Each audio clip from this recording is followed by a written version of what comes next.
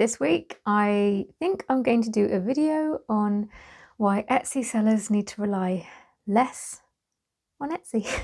And yes, this does have something to do with the new Etsy Star Seller badges, but it's not just because of that. It's just been inspired by that. Now, unless you've been on holiday, which how dare you, as an Etsy seller, you should be working 24/7 all the time. But yes, unless you've been on holiday, then you may have missed that Etsy have brought out Star Seller badges, which when I first heard about them, I'm going to be honest, I was quite excited. I thought they sounded like a good thing. And then I saw the criteria and thought, this could make people overstretch themselves to try and get this thing. For example, having to respond to all messages within 24 hours. Are we not allowed a life, Etsy? Weekends? No? Holidays? And we have to make so many sales and so much revenue within a period over and over again. All of these things aren't new. We kind of knew that Etsy looked for these things and gave you a boost if you did these things. It's quite common sense. If you're looking at Etsy from Etsy's point of view, it makes sense. However, after having the weekend to process it all, a couple of things that I think personally are quite interesting have come up. And one of them was solidified in my brain when I completed the feedback form, or the feedback survey that's at the bottom of the page on Etsy. And I'm paraphrasing, but one of the questions was, is this badge more likely or less likely to incentivize you to hit the targets? Like I said, it's not worded like that, but it was something like that. I think they're trying to design it so that it does make you feel motivated to do all the things, but it had the complete opposite effect. So last week I had put the finishing touches to a list of things that I wanted to make for the next drop on Etsy. And as I've spoken about in the past, I had done the list of things that I wanted to make, and I had done my research on what actually sells, and I had narrowed them both down and managed to find a sweet spot in the middle, and I had my finished list. And this announcement kind of just destroyed it all. I can't put it better than that. Every time I looked at that list, I just thought, no. As it stands right now, I'm not sure if I'm going to return to that list or if I'm going to end up having to make a brand new one. But what surprised me was that this announcement has completely changed the way I feel about Etsy. And it's strange because nothing new really has been announced. So I knew all of those criteria were things that Etsy looked for, and I'm trying to think how to word this. So not only have they placed more hoops for us to jump through, they've placed those hoops pretty high. High for small handmade businesses anyway, and they keep moving. So it's not as if we can hit this target and then we're set for a period of time. Etsy keep resetting the data every month. I made a mistake in the last video. I think I said it reset every 3 months.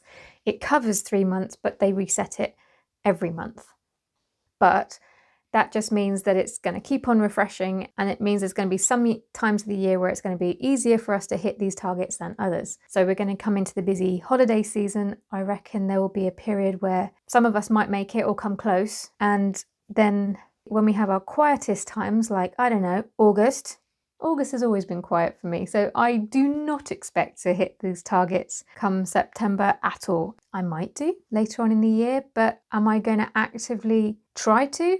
No, I am most definitely not. Because unless they really change this to make it fairer, I just can't see how I can keep on recommending it as a place to start. And that's my point. Etsy has been a pickle for quite some time. We all know this. And I've always said you have to know what you're dealing with, and then you have to make the choice as to whether or not you're happy to work within those constraints. I have been, and I have been recommending that people at least start there because it's low risk, it's easy, and it's a place for you to sort of cut your teeth. But now it just feels that it's just another change that is going to drown out new talent and small businesses. Okay, let's take this. I've got a particular bugbear in mind.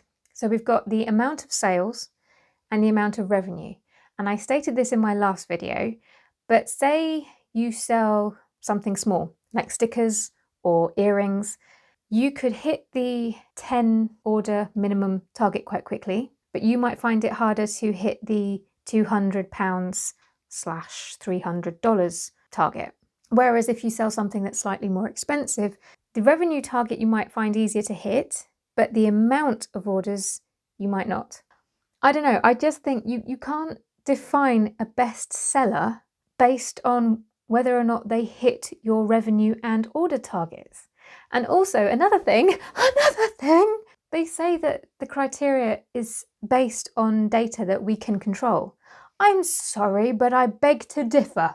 If sellers had complete control over feedback, we wouldn't get people giving us rave reviews. Everything was perfect, went above and beyond, 4 stars. Why do you do this?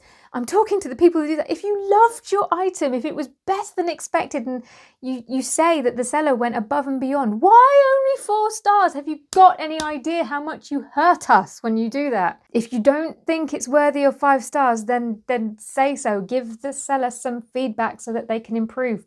Yes, I've had one, and I went above and beyond for that guy, and he gave me 4 stars. Why?